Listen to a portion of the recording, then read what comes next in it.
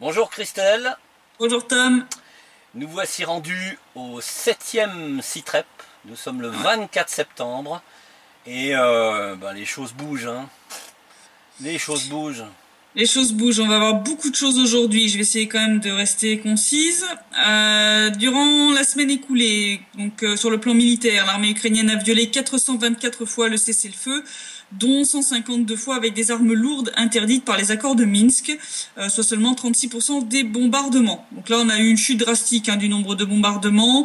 Ça a été divisé au bas mot par 4, et surtout de la proportion de ceux faits avec des armes lourdes qui s'est aussi bien cassé la figure. Donc il y a quand même une grande amélioration suite au nouveau cessez-le-feu et au coup de gueule d'Alexander Zakharchenko face au non-respect de ce dernier par l'armée ukrainienne, et surtout les pressions de l'Union européenne, surtout de la France et de l'Allemagne, qui sont venus constater sur place la situation. Ou alors, si on est vraiment pessimiste, on pourrait dire qu'ils ont un problème de ravitaillement en calibre. C'est déjà arrivé, c'est déjà arrivé. Voilà. En tout cas, ces bombardements de la semaine écoulée n'ont fait ni victimes ni destruction. Par contre, l'armée ukrainienne, elle, a subi 55 pertes hors combat sur la semaine écoulée. Oula. Voilà. Avec ou sans vodka? À mon avis, avec. Ça va souvent, la plupart des pertes de l'armée ukrainienne, c'est quand même dû à l'alcool. Les mecs se tirent dessus quand ils sont bourrés, ou alors ont des accidents de véhicules blindés, ou alors se suicident, au choix, ou désertent. En tout cas, voilà. L'armée ukrainienne continue son délitement, ça c'est quand même pas très bon signe. C'est peut-être aussi un peu pour ça que l'offensive, je crois qu'on va pouvoir l'attendre un petit peu plus longtemps que prévu, parce que à force de perdre des mecs comme ça, je vois pas ce qui va leur rester pour lancer la moindre attaque. Les mercenaires de l'OTAN, hein. Voilà. D'ailleurs, parlant de mercenaires, la Pologne aurait envoyé dans le Donbass, pour soutenir Kiev, 19 soldats de ses forces spéciales. Il semble que l'exemple de leurs petits camarades canadiens, dont 11 sont repartis entre 4 planches au pays, ne leur a pas servi de leçon. Oui, voilà. Ils se croient plus malins que les Canadiens, voilà. Donc ces troupes, la crainte, en fait, c'est qu'elles pourraient provoquer un incident grave qui pourrait impliquer directement l'OTAN dans ce conflit. Ce qui est d'ailleurs aussi à rapprocher du vote par le Sénat américain de la livraison d'armes létales à l'Ukraine. Ce qui me semble bien, si mes souvenirs sont bons, constituer un franchissement de ligne rouge définie par Moscou il y a quelques mois, hein. Tout à fait. La dernière fois que ça avait été voté, je crois que c'était Obama qui avait mis son veto pour empêcher le schmilblick. Bon, on va voir s'il va recommencer ou pas. Mais effectivement, c'est quand même un très très mauvais signe. Et ce, alors que la nuit dernière, il n'y a eu aucun bombardement enregistré de la part de l'armée ukrainienne. Donc là, c'est la première nuit depuis bien longtemps que les habitants de la République populaire de Donetsk ont pu savourer une nuit calme. Donc, on peut s'en réjouir, et on pourrait encore s'en réjouir si on n'avait pas en face de la DNR et de la LNR des gens particulièrement vicieux. Voilà. Mais bon, je pense que là, ils essaient de montrer un petit peu leur bonne volonté dans le cadre de l'accord de désengagement des troupes qui a été signé à Minsk. Donc un accord qui a été signé le 21 septembre et qui prévoit un désengagement des troupes en 3 points pour l'instant de la ligne de front. Les unités et équipements militaires, armes lourdes mais aussi légères, devront être retirés sur 1 km de profondeur à l'arrière de la ligne actuelle de front. L'Ukraine et les présidents de la LNR et de la DNR ont signé ce document. Pour l'instant, les 3 localités concernées sont Luganskoye, Zolotoye et Petrovskoye. Si le retrait est fructueux, 10 autres zones du front seront proposées pour subir le même désengagement qui doit commencer dès cette semaine. Bon, bien sûr, ici, beaucoup, y compris le président de la DNR, s'attendent à ce que Kiev viole cet engagement comme ils l'ont fait avec le cessez-le-feu. Donc tout le monde reste quand même très très prudent ici. On est quand même en mode wait and see. Toujours à Minsk, la DNR a soumis une proposition écrite d'échange total des prisonniers détenus des deux côtés, tel que défini dans les accords de Minsk, donc le tous pour tous. Oui. Cette proposition a été envoyée à la demande des représentants ukrainiens. C'est bien la première fois qu'ils demandent un tel truc. Donc c'est un peu étrange. Bon, reste à voir si l'Ukraine validera et signera la proposition ou non. Oui. Et si tel était le cas, que l'échange de prisonniers ne soit pas saboté en cours de route, comme ils en ont l'habitude. Si c'est le cas, en tout, 618 personnes devraient pouvoir retourner en DNR et en LNR. Donc c'est énorme, 618 personnes. C'est-à-dire que compte tenu de l'existence de camps d'internement aux conditions de vie qui ressemblent étrangement à ceux des camps de concentration nazis, forcément, puisque avec des nazis comme voilà. Comme modèle, les prisons secrètes du SBU qui sont les dignes successeurs de la Gestapo et autres joyeusetés du même tonneau. Je raconte pas dans quel état on va récupérer ces 618 personnes. C'est précisément à ça que je voulais faire allusion, et j'ai peur même que parmi ces 618 personnes, il y ait un certain nombre de boîtes en sapin. Et là, ça, on va voir ce que ça va donner. Mais bon, ces accords de désengagement, on a vraiment la sensation que c'est fait vraiment sous pression, quoi. Que là ils ont vraiment plus le choix. Mais bon, dans le même temps, l'Ukraine a de nouveau coupé l'approvisionnement en eau de la République populaire de Lugansk via l'aqueduc de Petrovski, obligeant la LNR à envoyer des camions citernes dans plusieurs localités de la République pour fournir les habitants en eau. Donc on voit bien que ces accords validés à Minsk sont surtout là pour plaire aux Occidentaux, surtout aux Européens qui en ont assez de Kiev, qui m'ont dit de l'argent sans fin mais s'enfonce de plus en plus. D'ailleurs, en Ukraine, Savchenko appelle ni plus ni moins le peuple à se révolter contre le gouvernement actuel, en faisant valoir que celui-ci ne respecte pas le désir de paix dans le Donbass du peuple ukrainien. Donc, elle se voit de nouveau en calife à la place du calife, la mistinguette. Mais ça c'est une sacrée épine dans le pied de Kiev, ça, parce que si elle était restée en Russie emprisonnée, ils auraient pu continuer d'en faire leur égérie, leur victime, leur Jeanne d'Arc. Bon, Poutine a joué très très fort. Voilà. Je l'avais dit quand il l'avait relâché qu'il nous ferait au moins 3 effets qui se coulent. Je vois que je me suis pas trompé. D'ailleurs, je vais faire une petite digression analytique. Donc, je pense que tout ça, donc ce désengagement des forces dans le Donbass, la réaction de Savchenko, je pense que tout ça est lié. Pour moi, Poroshenko, en fait, il est de plus en plus tiraillé entre les radicaux dont il a besoin pour gouverner et tenir le Donbass, et les bailleurs de fonds occidentaux qui en ont assez de la situation. Parce que bon, la tranche du FMI, c'est bien gentil, mais il y en a quand même un bon tiers. 600 millions d'euros qui sont fournis par l'Union européenne. Ouais. Donc les mecs qui disent bon, si on te file du pognon, on veut des résultats de l'autre côté. Ouais.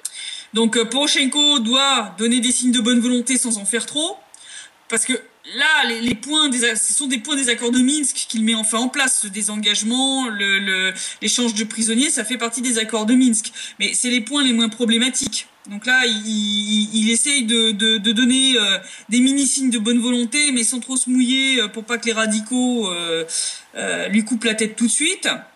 Parce que là, en fait, pour moi, je pense qu'il est en train de faire face à une menace de coup d'État nazi, en fait, menée par les radicaux qui utilisent justement Savchenko comme égérie publique. Avec donc ce 17e étage de l'hôtel de Kiev qui est actuellement occupé par Paroubi, Yatsenyuk et Avakov, donc respectivement président du Parlement ukrainien et fondateur du Parti national socialiste ukrainien Andrei Paroubi, Yatsenyuk, donc Arseny Yatsenyuk, l'ancien premier ministre, et Arsen Avakov, donc le ministre de l'Intérieur ukrainien. Qui ont l'air de fomenter un espèce de coup d'État, un Maïdan 3.0. Et avec l'hiver qui approche et le mécontentement des Ukrainiens qui augmente, je pense qu'il y a un risque quand même de voir ces crapules le canaliser pour faire un Maïdan 3. Et sans soutien occidental, Poroshenko, il sera balayé vite fait. Et il y a peu de chances qu'il arrive à survivre comme Yanukovych l'a fait. Hein. Je vois pas Poutine voler à sa rescousse. Je ne suis même pas certain, enfin c'est mon opinion personnelle, hein, je ne suis même pas certain que Washington tienne tellement à ce que Poroshenko poursuive sa mission à la tête de l'État ukrainien. Non. D'ailleurs, Victoria Nuland, dans la fameuse discussion qui avait fuité il y a 2 ans, disait clairement que pour elle, son homme, c'était Yatsenyuk. Donc je pense que toute cette clique verrait bien remplacer Poroshenko par Yatsenyuk, soutenu directement par les radicaux. Et puis alors là, on serait parti pour la reprise totale des hostilités ici. Hein, ça c'est clair. Hein. Oui, parce que Poroshenko, aussi ignoble, aussi infâme soit-il, c'est à la base c'est un patron, c'est un businessman, donc il a essayé de trouver un compromis entre on va dire voilà les occidentaux, la Russie même d'une certaine façon et les radicaux, mais ça marche pas, ça marche pas, il n'est pas soutenu par Washington et donc je pense qu'effectivement ils vont le laisser se faire dégager vite fait bien fait. Donc je pense qu'il essaye au moins d'obtenir un semblant d'aide ou de soutien des Européens, donc de la France et de l'Allemagne, en pensant que ça pourrait peut-être le sauver. Bon, je lui rappellerai que l'accord conclu avec les Européens que Yanukovych avait passé a pas tenu 24 heures. Hein. Voilà. Je dis ça, je dis rien. Pourquoi perdent-ils du temps à signer des documents qui, de toute façon, ne seront jamais respectés? Pour la galerie. Pour l'histoire, pour faire du papier. Voilà, c'est ça. Pendant ce temps-là, profitant de cette trêve, en tout cas dans le Donbass, le processus des primaires se poursuit. Donc les 1095 candidats de la République populaire de Donetsk font actuellement campagne. Donc ça y est. Et la commission électorale continue de travailler sur les différents processus qui seront nécessaires lors de ce vote, le tout sous le regard des observateurs étrangers, italiens, grecs, indiens, finlandais, il y a tout. D'accord. Donc ça se poursuit. Très bien. On va dire à mi-chemin entre le militaire et l'humanitaire, hier l'armée de la République populaire de Donetsk a fourni aux enfants d'un orphelinat de Torez, donc dans l'est de la République, de l'aide humanitaire sous forme de fauteuils roulants et de matériel scolaire. Donc c'est un orphelinat qui accueille beaucoup d'enfants handicapés. Cette aide a été amenée par Édouard Bassourine en personne, donc le commandant en second du commandement opérationnel de l'armée de la République populaire de Donetsk, qui a tenu à rappeler que l'armée n'était pas là que pour protéger, mais aussi pour aider la population. Donc très beau geste. Oui, ça pourrait aussi être... ça pourrait très bien inspirer l'armée française, hein, d'ailleurs, de ce point de vue-là. Hein. Voilà. Hein. Et puis ça permet aussi de montrer que non, la population ici n'est pas prise en otage par les forces armées qui sont sur la ligne de front. J'ai jamais vu des preneurs d'otages ou des terroristes apporter de l'aide humanitaire. Hein. Ouais. Voilà. De piller, oui, mais pas d'apporter de l'aide humanitaire. Oui, c'est clair, oui. Ça, c'est pas comme ça que ça marche. Ouais, au rayon aussi, actuellement, des choses qui bougent dans l'attente du nouveau rapport qui doit sortir concernant le crash du MH17. Un autre, en tout cas, est sorti démontant les mensonges de celui du groupe Bellingcat. Donc il est sorti cette semaine, pointant en fait des falsifications d'images et de vidéos opérées par le groupe de pseudo-experts de canapé. Ce rapport en arrive à la conclusion que si le MH17 a été abattu par un bouc, il l'a été depuis la zone contrôlée par l'armée ukrainienne. C'est pas bon ça. Ouais.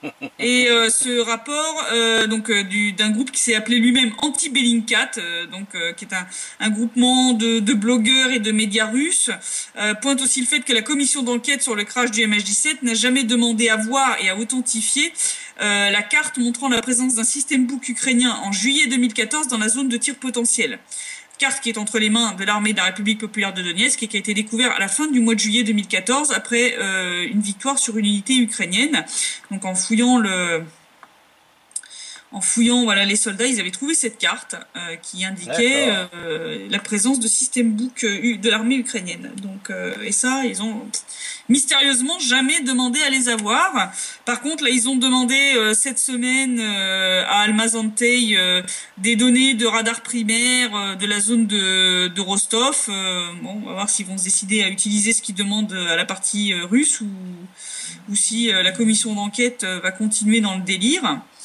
On peut pas exclure un gros revirement de situation avec un gros lâchage de Poroshenko, c'est-à-dire un rapport qui accablerait en fait les autorités ukrainiennes post coup d'État nazi en disant vous voyez, on les a renversés, puis c'était ces salopards là qui avaient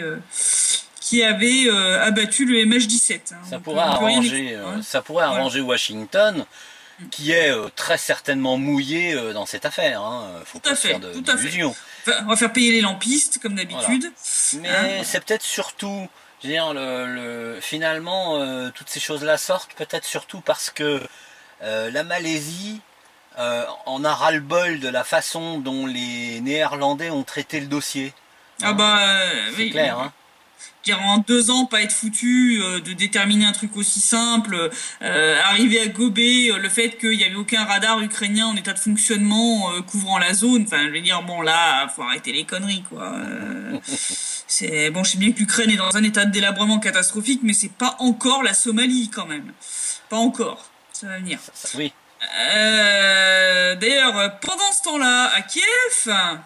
J'en ai de nouveau 2 aujourd'hui. C'est cool. La Verkhovna Rada continue d'être un cirque, puisque cette semaine, des députés ukrainiens se sont battus au sein de l'Assemblée pour une histoire de paquet de biscottes qu'un député du parti de Poroshenko a essayé de déposer sur le pupitre d'un député du bloc d'opposition. Voilà, je rappelle que ces gens-là sont les représentants du peuple ukrainien quand même. Et soutenus avec force par la France, l'Allemagne, les États-Unis. Voilà. C'est très fort, hein. Très fort. D'ailleurs, ils se battent pas que dans l'enceinte de la Rada. Donc ça, c'est le deuxième effet qui se coule à Kiev. Maintenant, ils le font aussi sur les plateaux télé. Donc jeudi, lors d'un show TV politique, 2 députés qui n'ont pas réussi à se mettre d'accord sur la situation actuelle dans le pays, ont fini par se taper sur la gueule.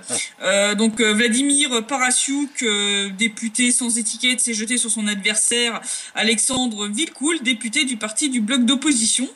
Donc pour faire entendre ses arguments à coups de poing.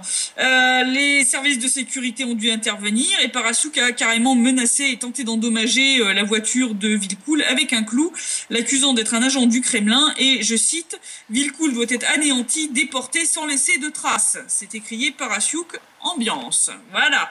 Oui, forcément. Voilà, bon. Au pays du nazisme renaissant, il faut pas s'étonner de ce genre de déclaration. Bon, ça en dit long, je veux dire là, on n'invente pas, ça vient directement de l'Ukraine. Les pieds nickelés aux bras tendus. Voilà. Ils vont finir par avoir des crampes au bras droit, ils ont intérêt à faire attention. Donc voilà, en Ukraine, c'est toujours du grand n'importe quoi. Donc d'ailleurs, ils ont de bien entendu, via un vote de la Rada, refusé de reconnaître la validité des élections législatives russes en Crimée. Et envisage même peut-être de ne pas reconnaître la validité de l'ensemble de cette élection législative russe. Là, ça devient du grand n'importe quoi. Oui, surtout qu'ils ont les moyens de faire pression sur la Russie. Voilà, l'Ukraine toute puissante. Voilà. Bref. Il y a eu d'ailleurs lors de cette élection de nombreux incidents devant l'ambassade russe à Kiev et devant les consulats avec des policiers ukrainiens qui faisaient le show mais n'étaient pas d'une très grande efficacité. Le plus fun, là où j'ai vraiment rigolé, ça a été l'agression par les radicaux ukrainiens d'un certain âge, d'un russe venant voter et qui était en fait anti-Poutine, qui était venu pour voter pour un parti pro-occidental. Et donc ce gars-là qui pourtant est de leur côté, ils l'ont passé à tabac. Bravo les mecs, vous êtes doués. Il y a pas à dire, continuez comme ça. Écoute, cerveau de poulet comme on dit. Oui, là effectivement. Et encore, je pense que c'est méchant pour les poulets. Oui, c'est vrai qu'il y a des poulets qui sont plus futés que ça quand même. Ouais. Non, franchement. Donc voilà, c'est un petit peu la situation pour le moment. On va voir ce que ce désengagement et ce nouveau cessez-le-feu, etc., vont donner. Je pense que là où surtout il va falloir surveiller, c'est la situation à Kiev. Je pense que là, il y a quand même des risques de gros dérapages dès que les premières factures de chauffage vont arriver. Et je pense qu'il faut surveiller la Savchenko parce que en fait, pour moi, elle sert de porte-parole là au triumvirat de salopards du 17e étage de l'hôtel Kiev. Je pense qu'il faut faire attention. Je rappelle une dernière fois donc l'organisation d'un groupe de visiteurs français dans le Donbass du 16 au 22 octobre. Il reste encore quelques places. La date approche. Si des personnes veulent s'y joindre, dépêchez-vous. Le lien sera mis sous la vidéo avec toutes les informations. Le programme sera bientôt finalisé. Donc voilà, si vous voulez venir dans le Donbass au mois d'octobre, voilà, dépêchez-vous, contactez-moi, il reste encore des places. C'est même une visite historique parce que rien ne dit que finalement, dans un an, tout sera normalisé. L'intérêt de visiter le Donbass à ce moment-là sera plutôt réduit à celui qu'on a habituellement quand on fait du tourisme. Alors que là, ce qui était intéressant, c'est de voir sur place les conséquences d'une propagande et d'une politique génocidaire, hein, quelque part. Ouais. Oui. C'est pas sans risque, mais bon, j'imagine que vous avez toutes les mesures sont prises pour... Oui, pour assurer la sécurité du groupe. On travaille main dans la main avec les autorités de la République et l'armée pour assurer la sécurité de ce groupe de visiteurs. Donc, bien entendu, circuit sécurisé. D'accord, voilà. Très bien. Eh bien, rien d'autre à rajouter? Rien d'autre à rajouter de mon côté, si toi tu n'as pas de questions. Non, pas de questions non plus. Bon. Voilà. Eh bien, c'est parfait. Merci Christelle. De rien, Tom. Bonne semaine. Toujours prudence. Et toujours. à très bientôt. À bientôt, Tom. À bientôt, au revoir. Ciao.